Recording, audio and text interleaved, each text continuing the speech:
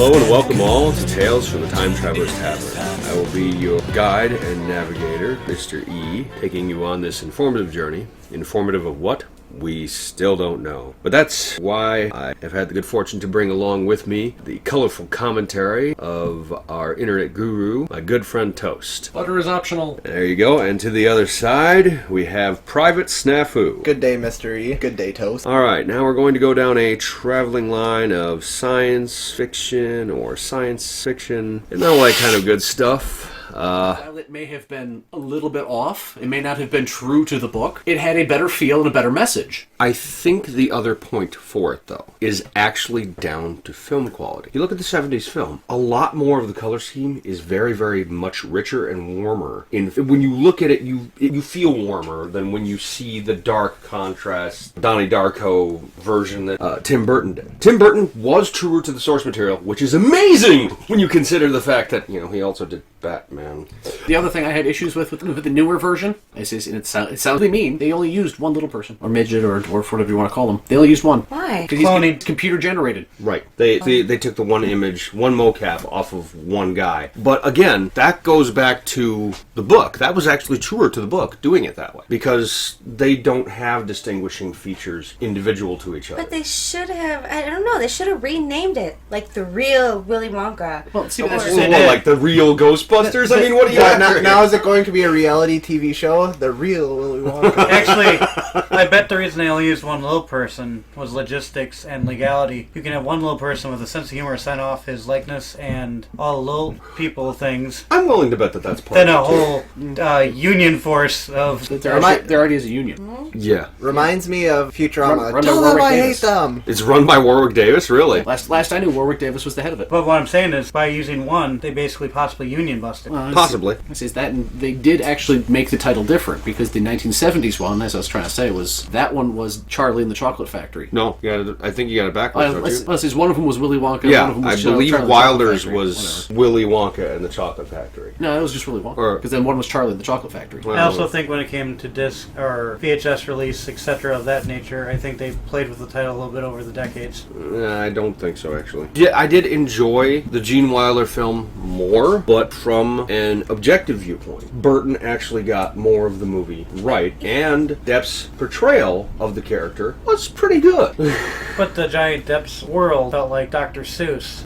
No. They were trying to make it feel like the 60s, but they're doing it so high def it didn't feel like the 60s. I don't know. They made Willy Wonka the most depressed person on this earth. Johnny Depp made him It's actually a good dichotomy to the character, because the fact that why does he need to be a happy-go-lucky person all the time? He's a business owner. He's a business owner living in his own world, so therefore he should be able to create happiness. If your own happiness derives within yourself and you have locked the rest of the world away from you, you should be able to create your own personal utopia of heaven if you're not totally lost. But you come to the point where you've surrounded yourself with basically yes men, and you don't have any other interpersonal interaction. It becomes one where, yes, you could create a paradise, but you're effectively alone in it. Yes, man. Okay, so why would you want to invite children into that just makes the whole thing creepy, man. Well, the purpose of it is the same for any other person. It's I want to continue my legacy, but I don't want someone else to change it. And that's actually truer to the book. That's what the purpose of him opening the factory was. I want to invite the children so I can find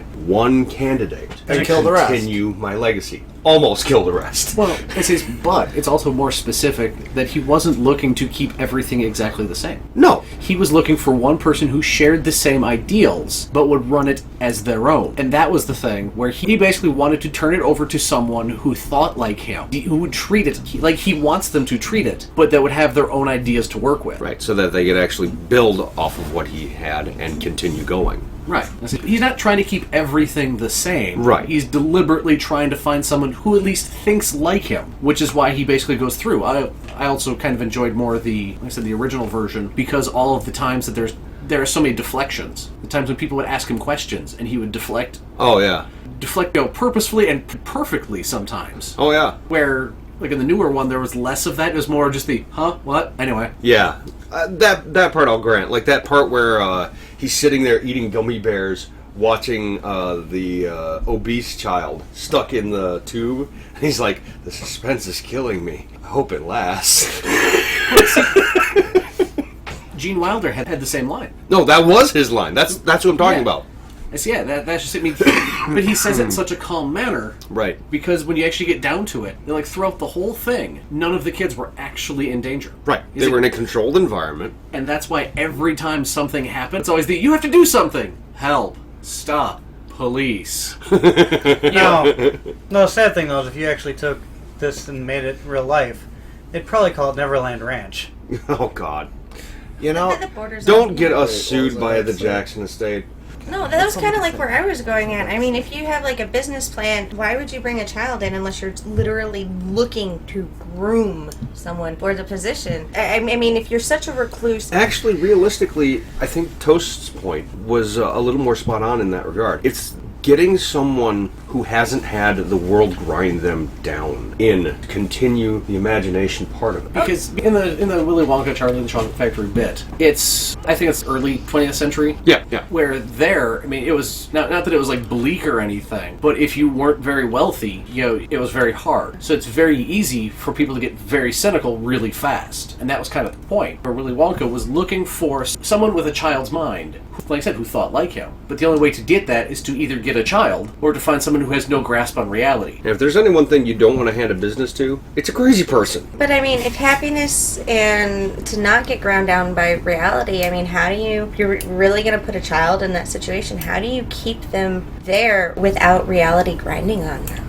magnets, how do they work? See, that's the purpose of the movie. Is he finds his candidate. He Right. finds his replacement. And yeah, you said, well, to groom him. Yeah, groom him to be a businessman. Right. He's not going to sit there and tell him, do things this way. Right. He's going to be like, okay, you have this decision to make. You can do this, you can do this, you can do this. What's your take on it? It allows Charlie, really, to find his own way because he has all the resources he wants. Right. He's being provided tools. Well, basically, he's being given almost instant wealth to be able to do whatever he wants, which is the exact opposite of where he was, which was poverty, where he had no choices. Right. So it's not that he's. I want to say it's not that he's not being ground down by reality, but there are definitely different choices and differences in the way you grow when you have and when you have not. Yeah. So by giving him everything and keeping Grandpa Joe around, Right. to keep him grounded, Keeping his family around. He kept There's his the own- answer that I was looking for. Yeah. I didn't even think. Yeah, you got a point there. because that way he's still grounded in reality because he has people around him who will tell him,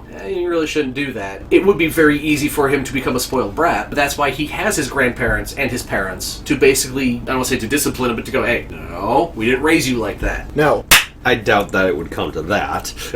Early 20th century probably would. Well, maybe. All right, so back to this. Oh, I like the portrayal of the video games, though, like when they're going through the candidates' backstories and all that, and how they made the kid who played video games seem like this whole super math guy and all The that. thing about it is that isn't necessarily too far from the truth in some cases. Where you would have children who have a very good grasp of programming. We were just talking about that earlier, actually. Programming or mathematics or something of that nature. Technology in general. My daughter understands certain things about the devices in our house that she grasps immediately that I still have to have her show me what she did. That's because she's grown up with it. Right. And that's the difference, because technology has changed so greatly in the past 20 years. Right. That stuff that was commonplace when we were growing up is now so far outdated. Pay telephones. Don't make me get the Betamax down. Oh, good God. Oh no! And stuff like that. Where, trying to talk to people about how to program a VCR. Right. Because it used to be that you had to physically program the VCR. Right. Now, auto updates. If you can even find it. What, the VCR? VCRs, yeah. You can still buy them at stores. Really? Yeah, I got So a in bunch essence- in the basement. Oh my god. In essence, you're telling me they would act like a DVR with tape. You find it on the menu somehow and they'll... What, trying to update them? Set something to record. No, I was talking about just the time. Oh. Because the timer function's still there, but most of the time when you find a VCR at a store, currently it's a VCR DVD combo. Oh, okay, yeah. Yeah, but a lot of them also, there's one or two I've seen which are actually for transferring videos, but you normally don't see that as a thing anymore. Those were Transferring VHS to tape? DVD. Oh, okay. They used to be a thing briefly until people realized that that's an easy way to pirate them, and then they stopped doing that. Yeah. It's now very difficult to, well, at least for me, it's very difficult to find either DVRs or like straight video DVD recorders because too many people were pirating directly off of something. Even now, you can find programs that will let you record streaming video, but again, it's one of those ones of they usually end up having quite a bit of space being taken by your video stream because they don't want people to be just pirating videos. Right. Not that stops anybody. Right. So, back to this blog so that we can keep discussing this. Where was I? You're standing right there. In essence, the writer of this blog is saying that it's stuff that's put in place to make the child not necessarily feel empowered, but feel that it is an area where they don't have all the facts, so they should sit and learn.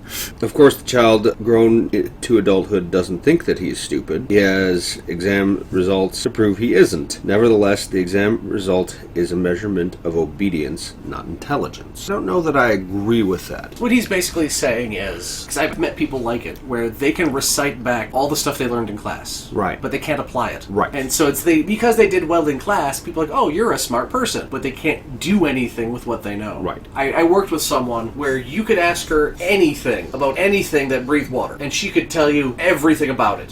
She had oceanography stuff and ocean biology? Marine biology. I was trying to remember the right words. But she had all that down perfectly. She lost her car in a 4-car parking lot. There were 4 stalls, and she lost her car. Wow. For how long? About 10 minutes before someone else went out and pointed out her car to her. But how does that apply to marine biology in your own car? Like, I was pointing out the fact that, like I said, she had all of this book knowledge. Yes. Couldn't find her car. In a 4-stall parking lot. There's 4 slots to choose from. You have a 1 in 4 chance of getting it right. And through process of elimination, it'd probably take you about 3 minutes to find your car on your own. And I says, though, on a different point, so pointed out to other people, isn't it weird sometimes how when you go out to a parking lot, you can spot your car and go, that's my car right there, even though you can't see all of it. Right. No, I lose mine all the time. Well, I say, because I've done it where I have parked next to the same year and same model vehicle, where it is literally the same thing, parked side by side. I've walked out of a store and gone, that one's mine, when there is no feature that you can see to tell you which one it is. Yeah, no, that's actually... No, I probably would have done something like your friend did. I get my stuff lost like that. I lost a set of keys in the house, and I knew I had them in the house. I just brought in all this stuff in to redo the bathroom, and I couldn't find the keys. The only set of keys has the house key on it. It's got the key for the alarm, everything, and I couldn't find any set of keys. But yet we go to the doctor's appointment, and I can recite what the doctor said. Yeah, not a problem. Yeah, I relate. I get you there. Well, the thing about it is that's... But that's slightly different. Because I was telling someone else, again, I have a lot of things I talk with people at work about. Because I've had it once where I got up and I couldn't find my glasses. Could not find them. Couldn't figure it out. Looking everywhere. Couldn't find them. On your face? After about 10 minutes, it dawned on me that I could see. Took me 10 minutes of looking for my glasses to realize that I was wearing them. Right. Which is why I could see enough to actually go looking for my glasses. Jenny Breeden, you know who she is? no. Not off the top of my head. Author of The Devil's Panties webcomic. Never read it. Never read it. I would recommend that you read it. It's funny. One of the comics she put out was she's sitting there talking on the phone with someone. She's wrestling around. She's going, no, damn it, I can't find it. And they said, find what? My phone. I've seen someone do that. I've actually seen someone. I've done it. I've seen. You've done it. I've done it with my mom on the phone. I'm like, I can't find the phone because you're talking to me on it. Oh. I knew someone who was looking for their phone, pulled their phone out to use as a flashlight to look for their phone.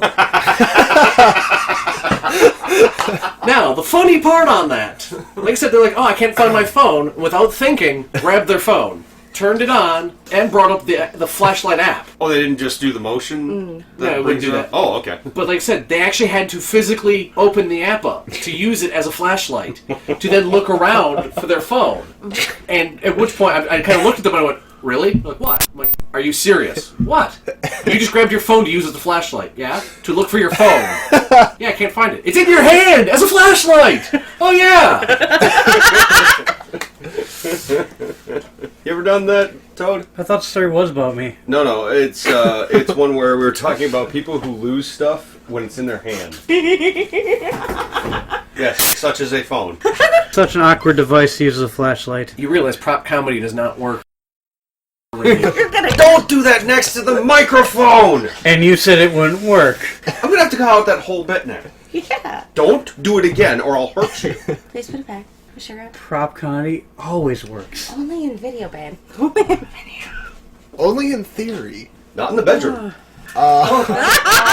Those are toys. Going back to stupid dildo. That's what we call a callback, ladies and gentlemen. The wavy lines and Wynn and Garth going, woo, doo doo doo doo doo. That's a flashback. Yeah.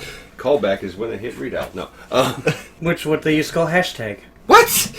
I'm not following. Yeah, you what? On the telephone, Yes. that thing with the slashing lines The number sign? used to be the redial. The number sign used to be the redial button. It's actually Really? called an octothorpe. Wow! Oh yeah, I just like the word. That is neat. I'm gonna forget that, but wish I remembered it. Well, I want, Octothorpe. It's Friday, guys. I says no. On a Saturday. I always wanted to go and I wanted to either name an RPG character or something along those lines. I want to name it Otto Thorpe and just make the joke every now and again. That character wouldn't last this very would be a long. great way to track listeners. Octothorpe, guys. You can actually find it on Instagram. No. Damn it! I've already been defeated. Yeah. My plans have been foiled again. Just like a Doctor Who villain from the 70s. Yes. That's exactly where I thought you were going with that. Because all of his villains were made from tinfoil. Of course. He has a thing for space. He And just robots. needs He's he just perfect needs a robot, yeah. microwave. No, then he- he'd defeat all of them. Now, you sure it was not lead foil? Because that'd make more sense in space with the radioactive resistant properties, and Lead isn't radioactive resistant. gold is, and it's just damn near the same chemical. Actually, I know what he's saying. On a molecular level, supposedly, lead and copper are closer to gold from both a luster and malleability standpoint. They're just a different color. Except for the electrical properties of lead, copper, and gold are incredible. Are they?